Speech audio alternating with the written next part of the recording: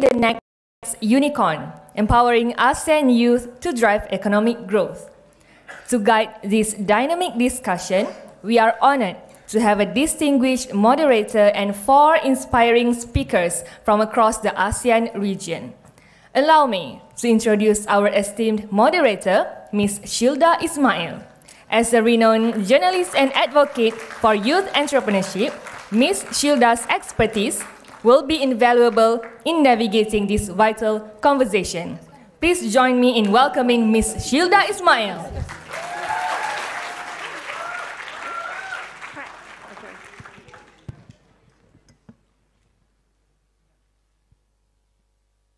This one, okay, all right.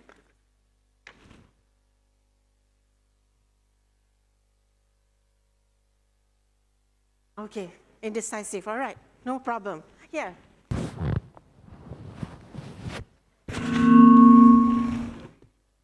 This mic or this one?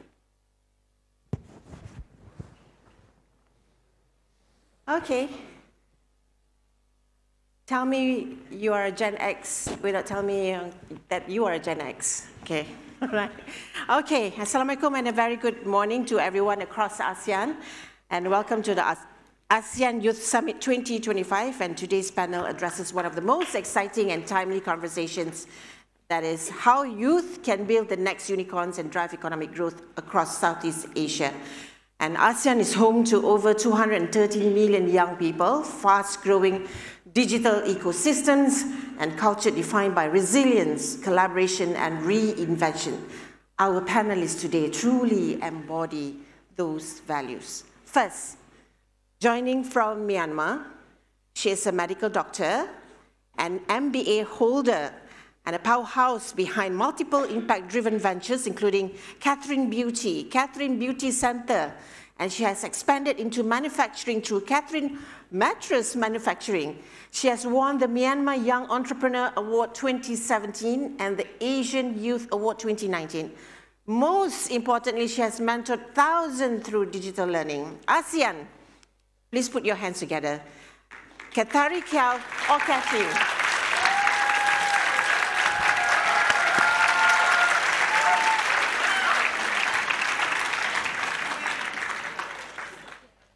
Next, from Malaysia, a change maker redefining inclusion through youth leadership. He's the co-founder and executive director of Architects of Diversity and serves as the secretariat for the Malaysian All-Party Parliamentary Group on Racial and Religious Harmony, recognized as a Gentile leader of tomorrow and echoing Green Fellow. Ladies and gentlemen, Jason Wee.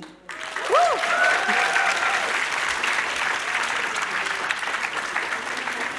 Joining us all the way from Cambodia, a dynamic youth leader, storyteller, and co-founder of Rulers, where she leads marketing and communication, scaling impact alongside partners such as UNICEF and Cambodia's Ministry of Education, Youth and Sport.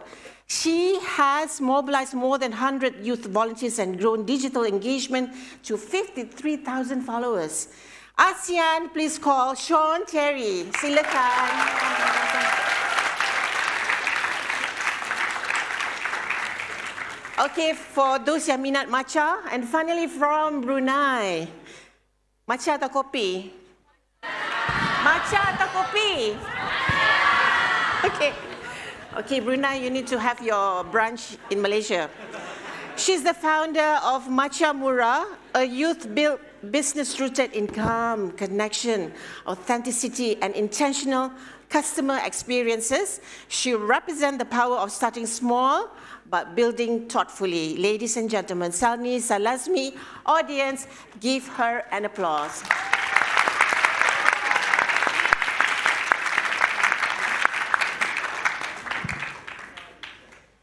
All right, let's start with round one. We're going to talk about youth mindset and foundation. And thank you for being here in Malaysia. Have you tasted nasi lemak? Nasi lemak, not yet, I'm sure. Okay, afterwards. Have you tasted nasi lemak? Sanya, I'm thinking you're very familiar. Yeah. What about you? Have you tried nasi lemak or roti canai or? Not yet, okay. on me afterwards. Okay, so let's start with Dr. Catherine. So what are the qualities do you think are the most important for ASEAN youth to develop if they want to make an impact? Doctor. Yeah, the question is to make an impact, I think, in every industry, I guess, because we have different setters and different background. Especially, I want to tell you such an example. Last 10 years ago, I was a delegate in ASEAN Youth Summit, which held in Kuala Lumpur, Malaysia, the same place. At that time, I was one of the youth delegate representative from Myanmar. Now I became the speaker. It's very wondering for me, and I'm really amazing. It's really happened. So at that time, I was also just an MBA graduate, and I'm learning business, and I have a small business at the time. Now I have like several business, which were like 2 million. So wow. I just want to tell about one thing, the questions related to impact. If you really want to impact in society or in your industry, firstly, you have to think to change something inside the industry. You have to become a change maker. This is really important. I see a lot of opportunities in every places, everywhere. Even though we are sitting in this place, I feel like I have to learn a lot of different things from you, and I also came here to learn something new, which will also change my mind and which will also change my future. Like Miss, she told us about the same space. Yeah, I really love that because when we go to a new place, we need to feel like look at a new movie. So you don't even know what is the ending. You have to perceive something what you got from the movie. Same like that, we have to learn everything from every person. So to make an impact, you have to be a change maker. You cannot be a follower at the time. You have to be a leader which change into that industry. So first thing, to make an impact, you need to know which thing you want to change. Before we enter into the new business, or before we found a new startup, we also have a mind inside. You know, I want to change something. I don't see any something like that in this industry. I never feel like before. For example, like I found a lot of opportunity in Malaysia, and I found out such things we cannot find in our country. So I feel like, oh, that should be in our country too. Our country should change like that too. So this is change maker, I feel like. So to make an impact, you should change something in your industry first, or in your society, whatever in your background, whatever in your different sector. So you need to be a change maker of your country, and you need to be a change maker of your sector, and you also have to be a change maker of yourself. For the young leaders and the youth, especially, I found out they have a lot of passion. They really want to do different things at the same time, because you know, at the age like 20 or 30, we have more energy. You cannot find the same energy at age 40 or 50. You know, if you use all of your energy at age 20 or 30 with full efficacy, you will find a huge success in next 10 years. So I just want to highlight about to change yourself first, because you know, nowadays young people, they have a really social lifestyle, you know. They really want to study at morning, and they want to hang out at night, and then, you know, they can also wake up at the early morning, and they can even go to the university. They don't feel like, they feel like normal, you know. They can handle everything. But whenever the time you're spending, your time change and impact your life. So I just want to highlight, to impact something, you have to change yourself, and you have to be a change maker of every society. Thank you so much. All right, thank you so much, Doctor. Okay, moving on to Jason. Jason, you know, as you know, building inclusion is not an easy task, especially in Malaysia. We have multicultural societies, religion, etc. So Jason, what inspired you to start AOD, or Architects of Diversity, and what kept you motivated through in the early challenges, etc.?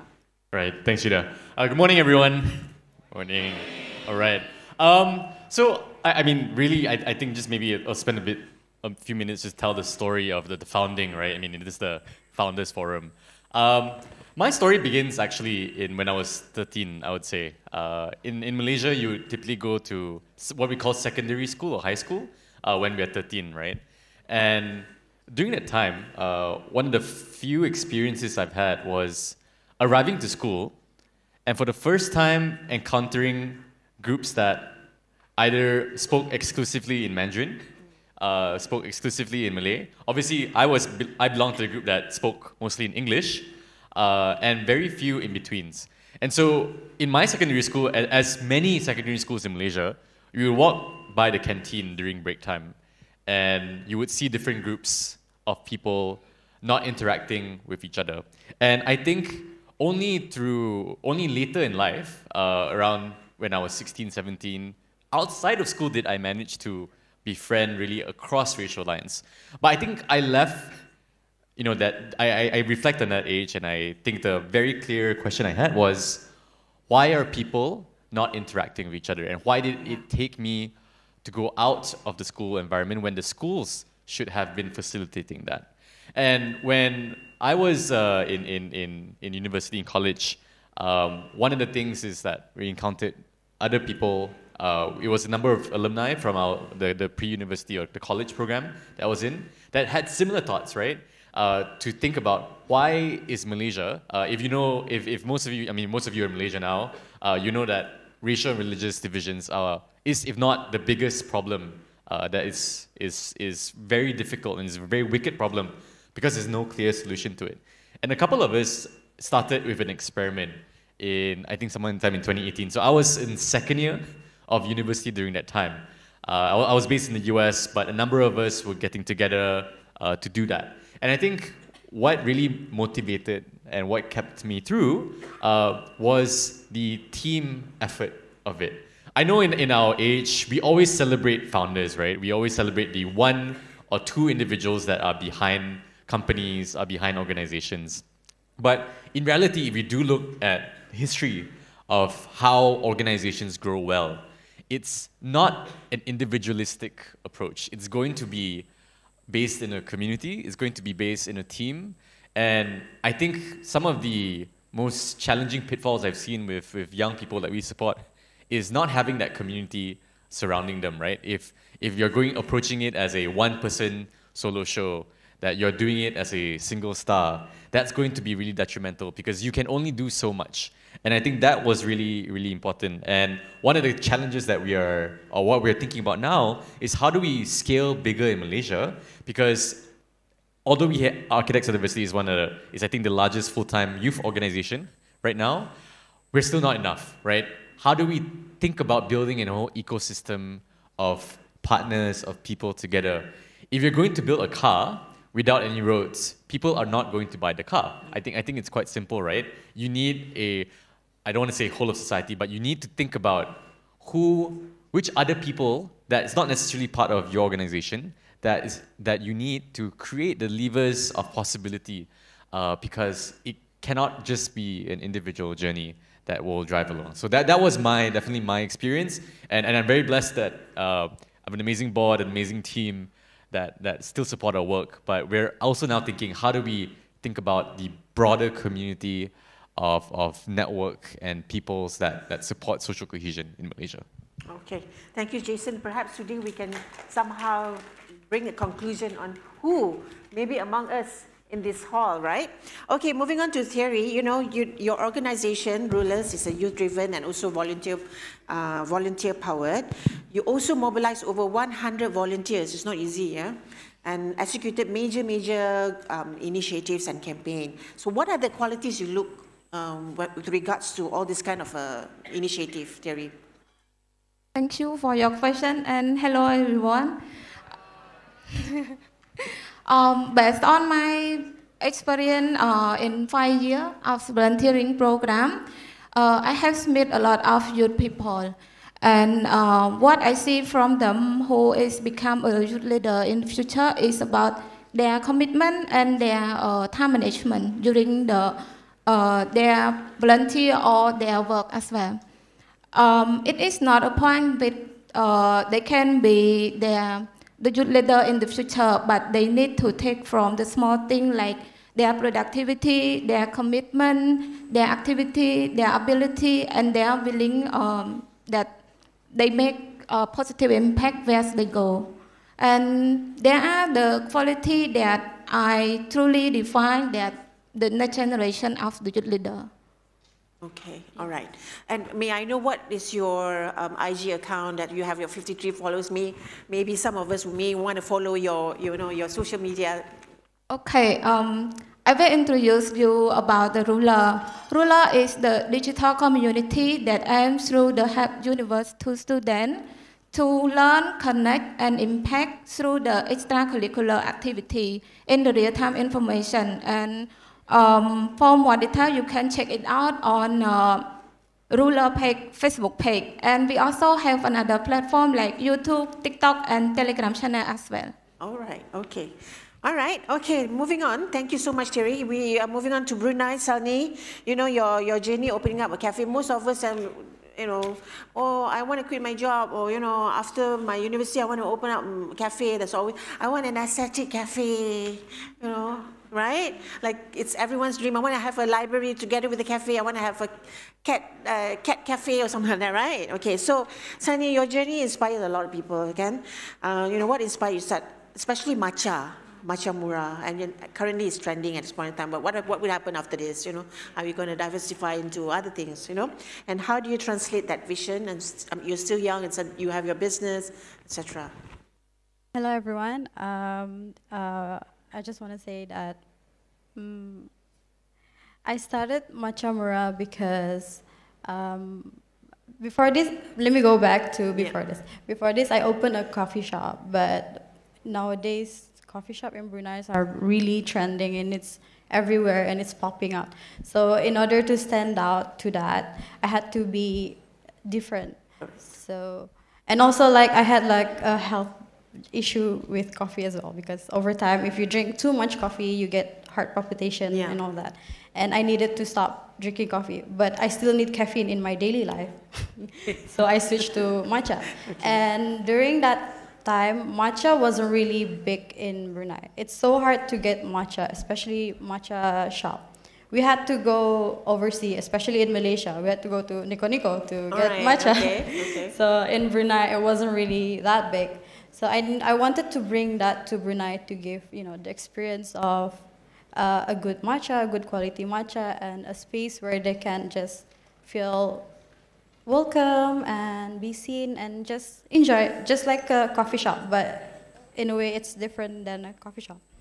So bringing that to life, I had my ups and downs too, especially in matcha supply, because in Brunei there weren't a lot of matcha supply, but the demands are high, and for that I had to go overseas. I had to learn everything from scratch, and I had to contact a lot of suppliers to get matcha to Brunei. And not to mention also, to bring it to Brunei is also an issue at that time, And seeing that Matcha Murah has come to life and people go there to enjoy and just relax there, and seeing how it's growing is what translate that vision to life. Do you learn how to weave and all, from end to end? Yeah, I did. Yeah. And there's actually quite a lot difference compared to coffee. Because honestly, I started from coffee, and it's different. There's very much difference. All right. Okay. For those who wish to ask questions to our panelists, we will open the floor at the end of the session. But before that, we go into round 2. We're going to talk about scaling, trends, and being patient. All right, okay, moving on to Dr. Catherine. You have so many businesses under your pipeline. Really respect on that. Yeah. You build service, and then you have manufacturing as well. Just manufacturing. So how can young people balance between ambition with patience and trends? As I mentioned just now, no, I want to open a cafe. Everybody wants to open a cafe. And suddenly everybody wants to go Pilates. Everybody wants to drink matcha. But that's trending. So how do you balance between being patient and understanding the market, and how do you advise that to to jump into a business, you need to have a calculated risk, etc. This is a very good question. I think most young people, they really wanted to know about this problem. So patience is really important. Before we start a business, most entrepreneurs, they think that money is the first come. Without the money, they cannot do the business. Mostly they think that actually we need an investment to start a business, but the money is not the first line. First, you need to have a vision to start a new business, which is different from others in the industry. We always have a way out, different from the big companies. Sometimes, you know, for a startup owner, they usually think that we are very small, we cannot compete with the large enterprise. Actually, it's not the right thing. For the small, we can go in like a traffic place, you know. In the traffic, the big truck, they cannot move quickly. At the small cycle, they can go quickly. For example, like that, we have to go in the right path and patiently we can reach to our destination. If you really want to start or plant a new tree, you cannot grow within 1 year. You have to wait patiently to have a large tree and to get shades and to get fruits, what you invested, you know. So most young people, they really have eager to start at the starting phase, you know, starting phase. Every business have a phase, like a starting point, and then growing phase, and then sustainability phase. Mostly they fail at the sustainable state or the growth state, because you know they use a lot of their energy at the starting point. They really want to do like 24/7. They don't rest for days, and they work like 1 to 2 years, and then the outcomes didn't become like they expected, so they exhausted and they really want to give up. So we face a lot of such problem. Actually, you know, before I started this business, I did 3 startups in fashion industry and the education, and then selling twice, you know. So I really did a lot of businesses when I was young, but when I'm getting older, I found out before we start, we have to choose one thing which give you a lot of incomes, which will give you a big impact. So you have to choose the industry before you go in. That's really important. We can find back money, we can take experiences from the failures, but we cannot get our time. Sometimes, you know, people are getting stuck in the zombie business. You know, zombie business, we usually call like zombie. It's like growing slowly and then it cannot moving forwards. So we cannot stuck in the zombie business. So before you enter into a new business, you have to find out in coming 5 or 10 years, this business, where it's going to be. So that's why I stopped the 3 started first business I founded, and then I moved into another industry. So after 2 to 3 years, you started a business, you know it, how to handle with it, like your relationships, right? Before you start dating, you're excited, right? So the young people a lot. So nowadays, you can date everyone like online. At first, you are really eager to date with first person, and then after you hang out like 2 to 3 months or 1 to 2 years, you feel boring or you may want to stop. So like that business, we usually feel like that. Yeah. So, but the problem is like your time, you cannot get it back. Your time wasted and you're getting older. So before you start a business, you have to first, the most important thing is which business you want to go in, and then how the business going to give you back a reward in 5 or 10 years later. You have to know it, because your time, we cannot get it back. And then your energy will be slowing down and you're getting older. And then later, you have to be patient and you have to breed it carefully, like a baby, like a tree, and you have to taking care of every day to your startup. And then the second thing, the question and patience is really important. You don't need to be you don't need to be see a success in like 1 or 2 years. You can feel it after 5 years at least. So be patient, and if your business is a car, the steering wheel is your patient. So you have to take it carefully to avoid an accident for your business. So I know everyone have a confidence before you start a business, and then when you face a failure, you feel exhausted. So this is not a problem. We always pass that problem. So you have to be a resilient. So this is my answer for the question. I hope this will have inspiration for you too. Thank you so much. Thank you, Doctor. So Doctor mentioned, she said business is like relationship. At first it's all the love bomb and all, and after that it went, and then you get ghosted for a while. Okay? Yeah, all right. Of course. It's like a marriage. The business is like a marriage. You have to choose wisely. All right, correct. Okay, so talking about marriage and also collaboration. Marriage is also like collaboration, like Jason? Marriage is also like collaboration. Okay. So why I'm asking this question to Jason is because, you see, for AOD, there's a lot of, you need to collaborate. As Amelia mentioned just now, you need to network, you need to be connected. You cannot do alone. Cannot be in silo, right?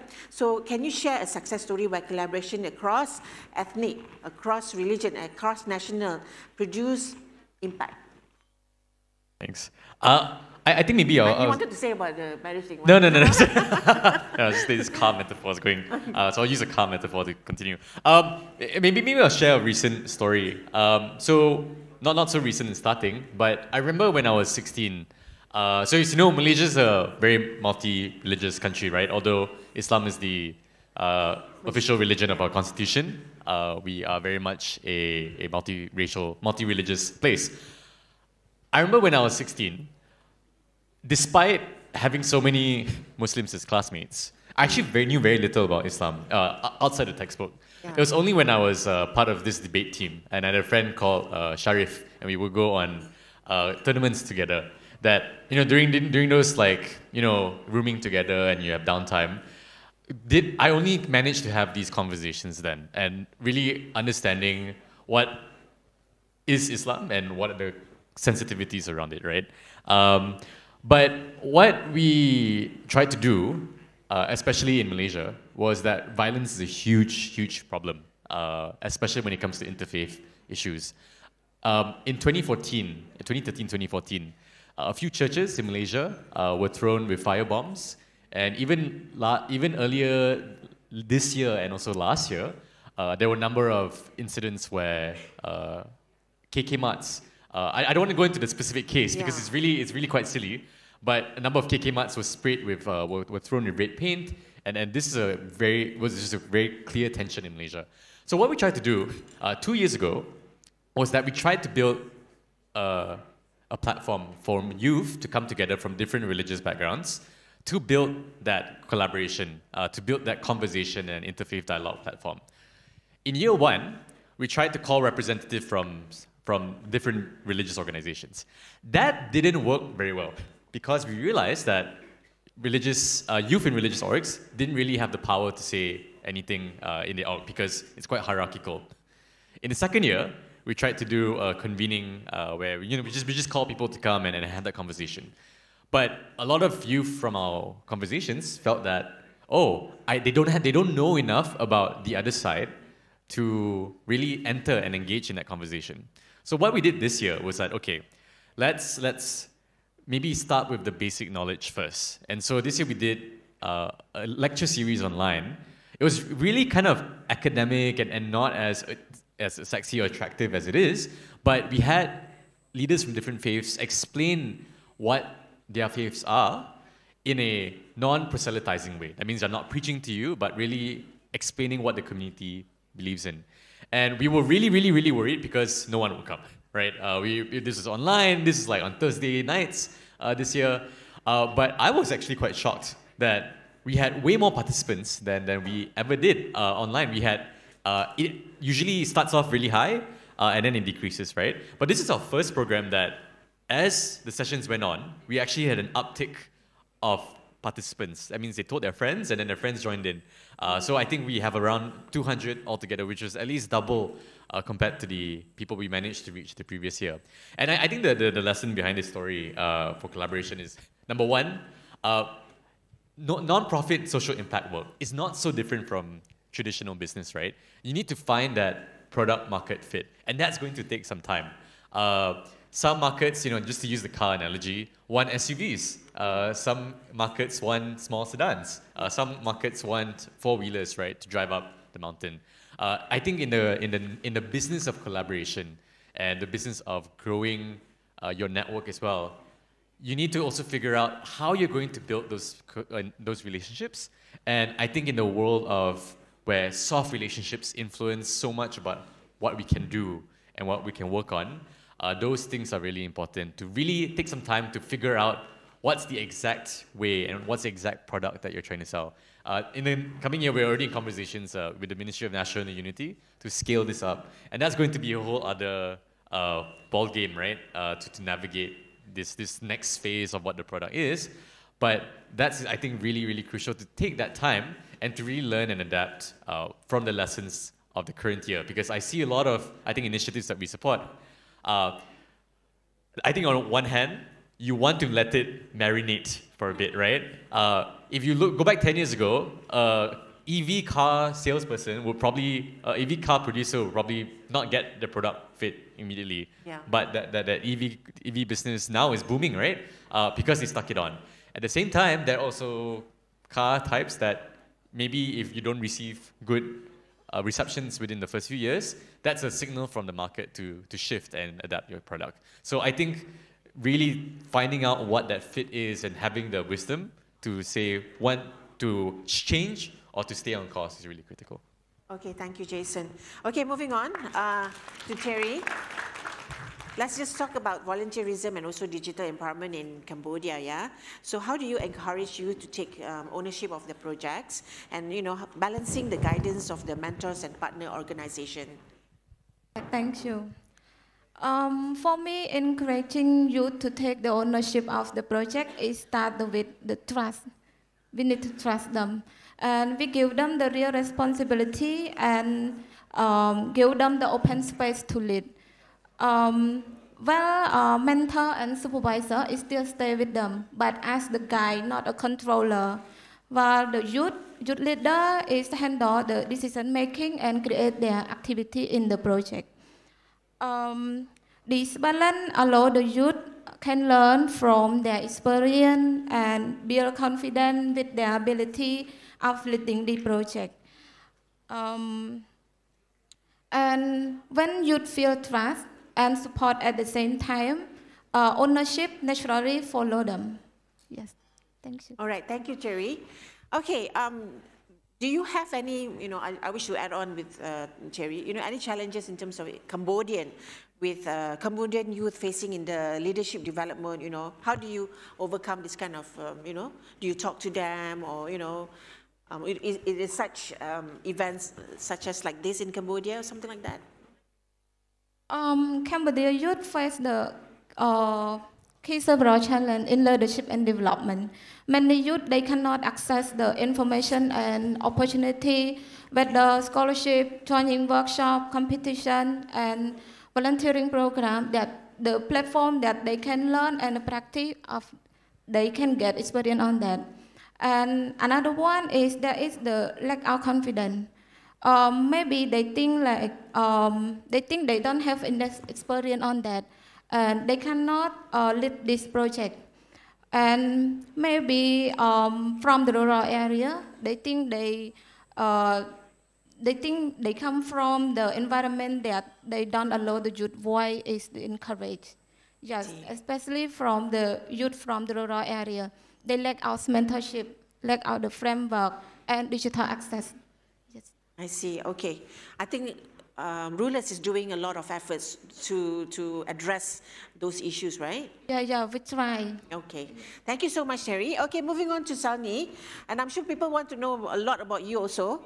You mentioned just now logistics, etc. I would like to know, she has got the, you got to be change maker, you got to be resilient, you got to, business is like relationship, blah, blah. I'm sure you have your own set of, dealing with individual challenges, like, oh my God, this morning your staff tak datang or something like that. I'm sure you have that, right? Staff didn't make it to the cafe. What are the challenges and how do you overcome? At a very young age, you endure those kind of things. I think the one thing that challenges the most in opening Machamura is capital.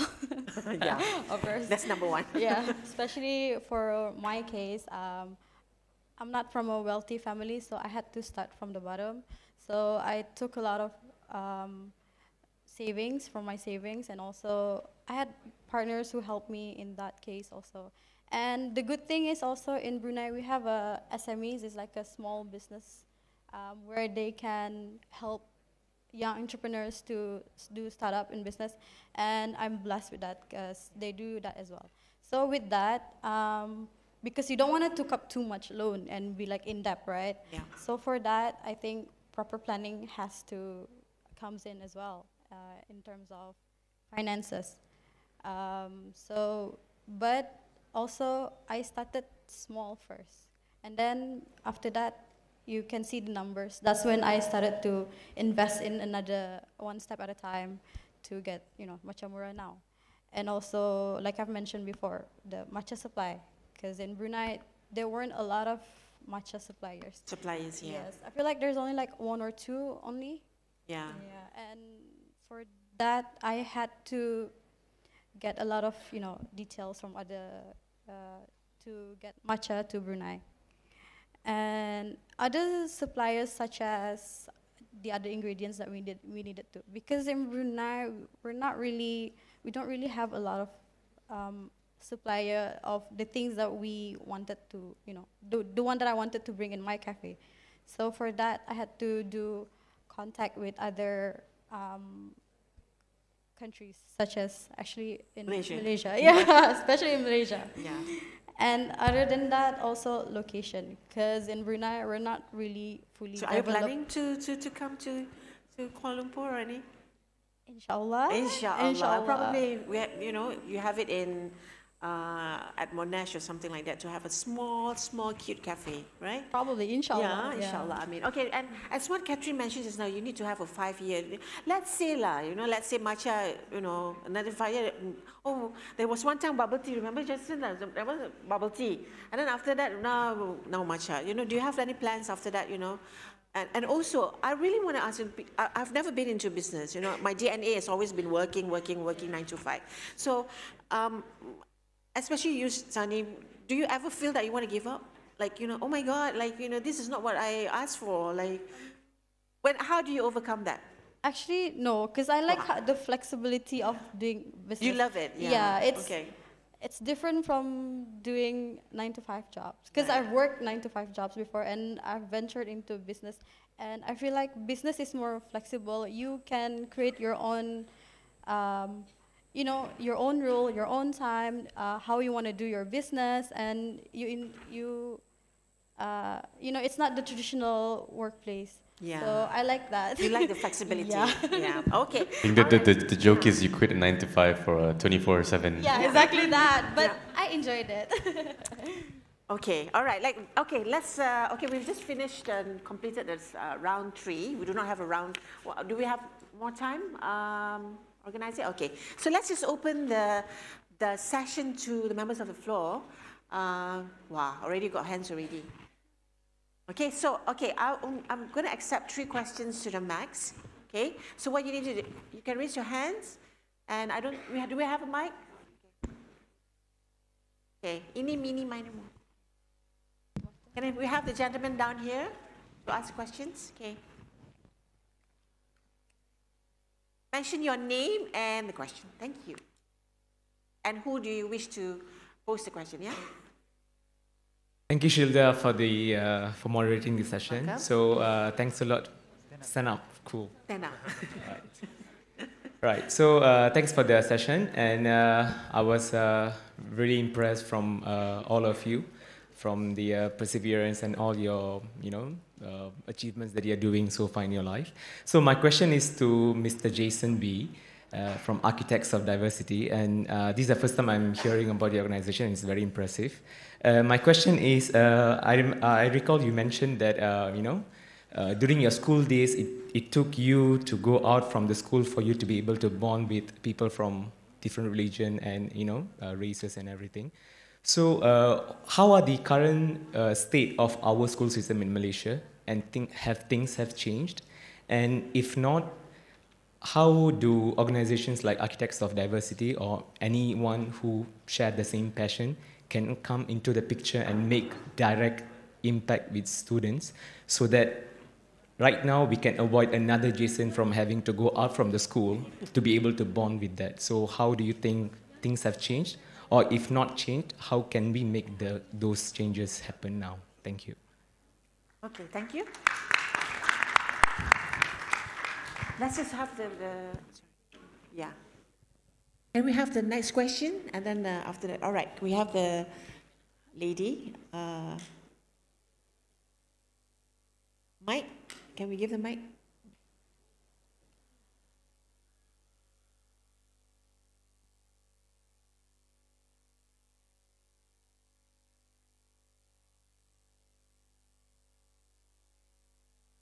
Hi everyone. Hi and a very Hello. good morning to the panel of founders and the host, Ms. Shilda. My question is posed towards Dr. K. Tariq Kwao. My name is Priya, by the way. Yeah. As a future inspiring entrepreneur and also somebody who is in education currently, I have seen many trials and I've gone through many trials and errors in order to venture into entrepreneurship myself. But having said that, even in education, even when I was planning to be entrepreneurial in education, there were some pros and cons and like losses that I had to take, definitely, because I am leaping into it headbound. My question is, when you launched your brand, did you have to, let's say, adapt it to how the change was in your country? For example, I'm sure the way you marketed it to the people in your country differed to how you would, say, market it to the Asian community or, say, internationally, right? So I was thinking if you could share a little bit more on that, if that was okay with you. Thank you so much. All right. Thank you. Can we have another question? Okay. Can we have the mic over on the right side here? Hello, I'm Nadira and I'm from Malaysia. So my question goes to Jason. All right. So I really love the idea of Architects of Diversity. The name itself really inspires the youth out there. And I really want to ask, what are the factors that the Architect of Diversity use to encourage more inclusivity? Does the Architect of Diversity include scholars? Religious scholars, and also advocates, people across the many fields to ensure that diversity actually includes all opinions of people in Malaysia. Okay, that's my question. Yeah. Thank you very much. Thank you so much. Can we have another one? Okay, yeah. Any questions to Cambodia and also Brunei and also for, Doctor? Yeah, okay. 1 and 2. Ini minima. Okay, the lady, all right. That's it, yeah? Okay, after that you can come and meet up with Jason or Doctor or Sunny and also with Terry. Hello, my name is Manuel Jillian and my question is for Ms. Chen Tiari from Cambodia. So from what I understand, rulers empower youth in rural area in terms of education, correct?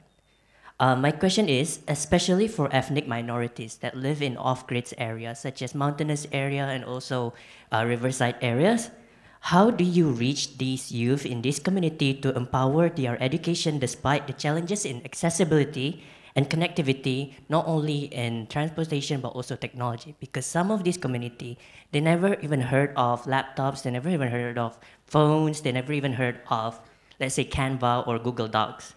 So how do you reach this community to empower their education? Thank you very much. Okay, all right. One more. Anyone? Okay, go ahead.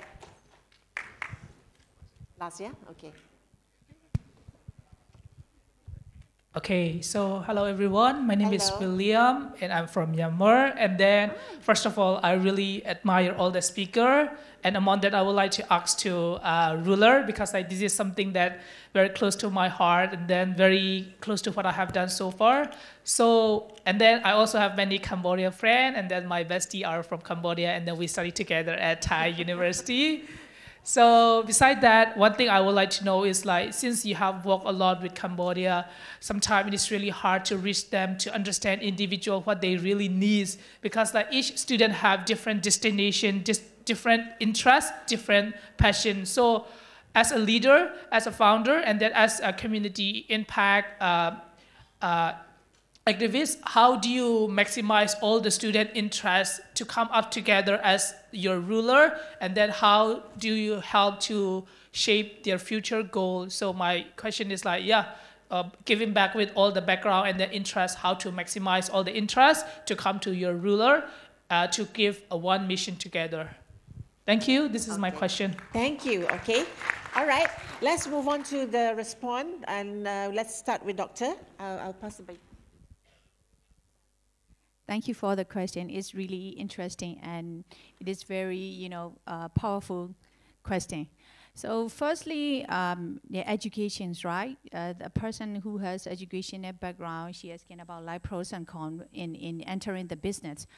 I feel like education is a tool to shape in your future and your thinking and your attitude.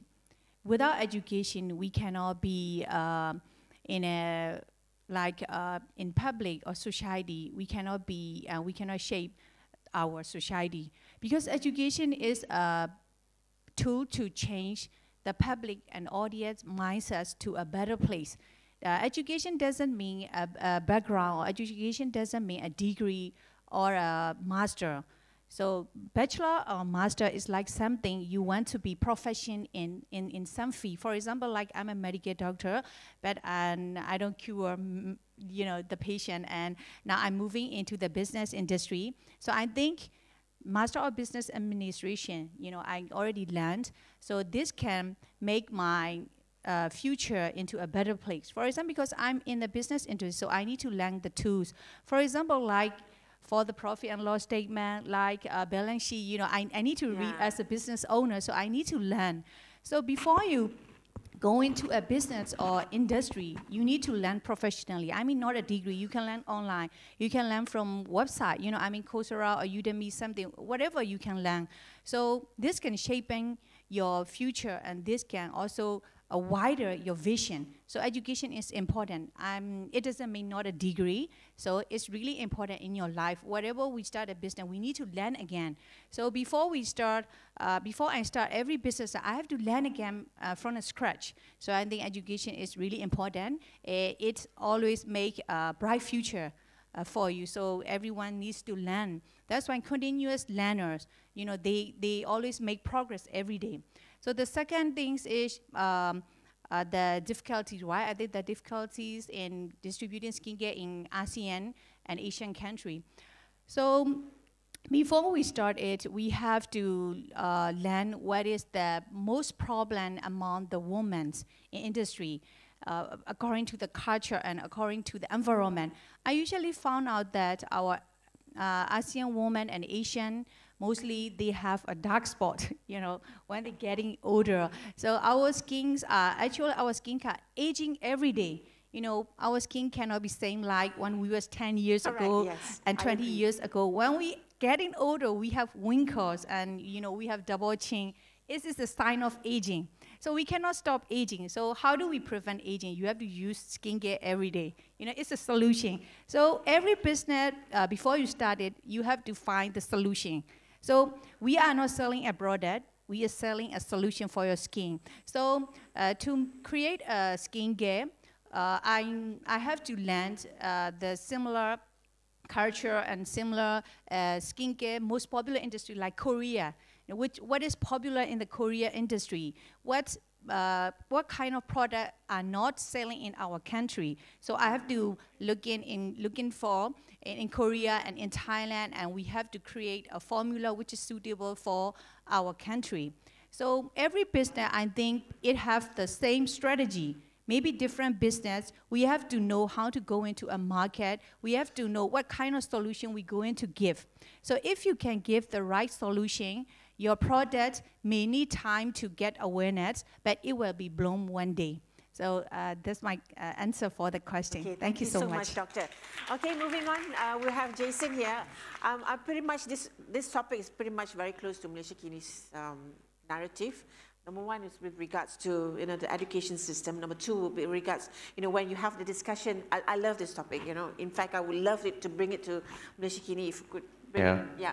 And then how do you do the discussion? Do you have all the interfaith leaders in one room? Atau how? Were there any debates in the room? First, maybe I'll say, maybe if I can get some samples from you later as well, So I want to keep it to general, because this is an ASEAN conversation, right? Not just a Malaysia conversation. So I think the first thing I'll say is to the state of our social cohesion in schools. How is it going? It's not so good, man. It's not so great. I won't go into the specifics, but I do want to paint this as it's not just a Malaysia problem. Many ASEAN countries face similar challenges, and if you're not from Malaysia, you tell me, right? I understand, for example, in Malaysia, one of the largest divisions is actually, yes, is language, but it's also private and public schools. It's socio-economic class, right? I think Indonesia and Philippines is quite a few decades ahead of us in terms of these socio-economic divisions. And many other ASEAN countries are also facing similar challenges. I think the question of this is how, right? What to do? So also speaking to the topic, when we say unicorn, obviously that's the business unicorn, but they also impact unicorns, right? And maybe here I want to say that there are two ways to go up to scale. One is that you grow your organization so big that you can provide the solutions for everyone, right? Many humanitarian orgs do this, and that's one way of scale. The second thing is you just have to change policy. You have to think about, and that's why we also work on both sides, right? We also work on the policy aspect.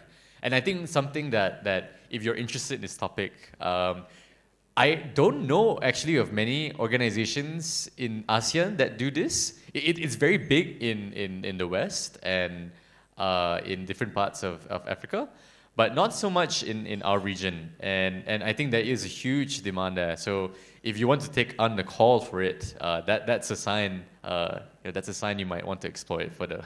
On the second question, right? Yeah. First, I would say, if I could go back in time and change our name, I 100% would, because we get emails from construction companies thinking we're actual architects when it's metaphorical. So just yeah, the name is inspiring. People remember it, but also sometimes it's a bit confusing. I think we focus on a particular vertical, which is youth in particular, especially for these interfaith spaces. We have political parties, no, right? No, not political parties, but youth from faith groups. We also have friends who work on religious scholars and in that intersection, right?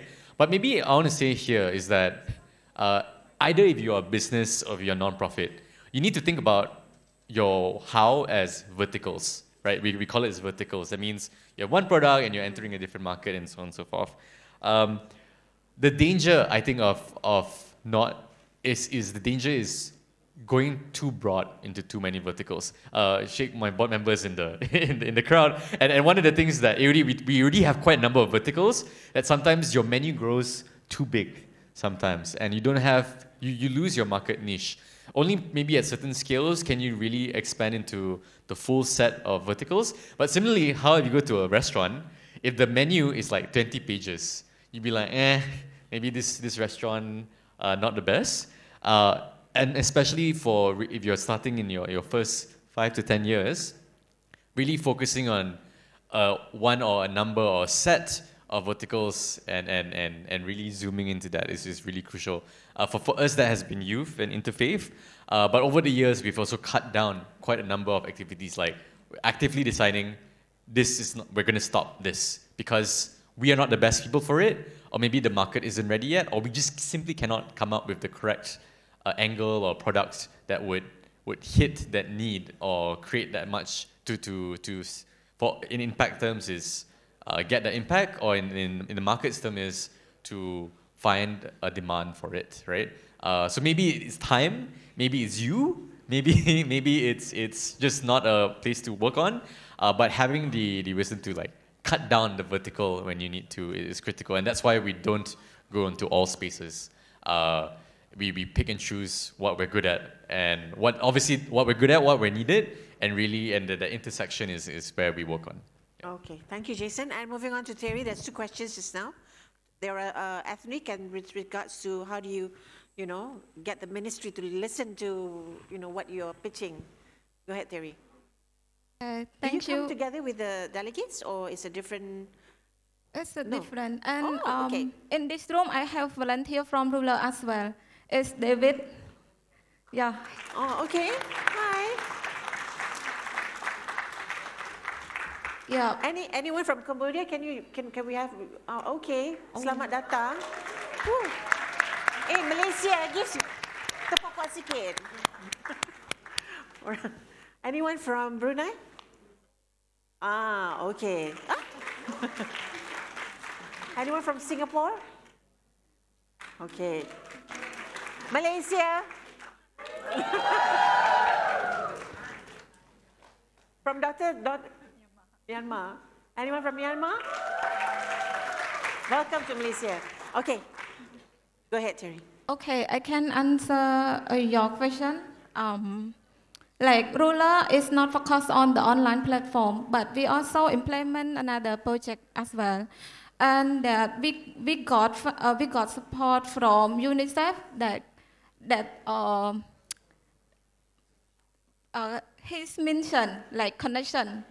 Yeah, I'm a mentee in the Generation Future, that is the program from UNICEF, and I got selected, and the first implement that I create the Unitel podcast is the, I don't know how to shot the video, but I start to do it because like people want to watch the video rather than reading, and I choose the role model like empowerment youth, and in role model in different sectors like education, entrepreneur, and mental health as well. And we have the main project as well, like called Youth Perspective Debate. It's Khmer debate, yes. And this one we got supported from NGO and another company, like private company as well. And another one that we can have youth from the rural area come to learn, gain more experience before they graduate, and they can get experience during they go to the work. We have the volunteering program. It's called 1 year volunteering, that they come to the rural and they can get guide from the mentor. Like I am a marketing and communication lead in the rural as well. Before I come in this stage, I also one of the volunteer, but our core team see my commitment. That's why I mentioned earlier about the commitment and time management. It is so important. So I think I from the rural area as well. When I become to the city, and I don't know how I can find the opportunity, extracurricular activity, like I can explore something. Oh, why they can, but I cannot. So like, this is my experience. Yes. So the second question, have you answered that? Which is, how do you pitch to your minister to assist your organization? It's not about the pitching at all, but it's also the connection as well. All right. And we are young, so like the voice cannot negotiate with them, but we give them the real responsibility. Like we give that what is important if we make this. And we have ambassador from rural, we have ambassador and rural area. It calls Tang Train. Like we got support from UNICEF and Ministry of Education, like implement their project. And our ambassador is this year, I think, they grade 12. He also has implement project there as well. It's called Don't Compare.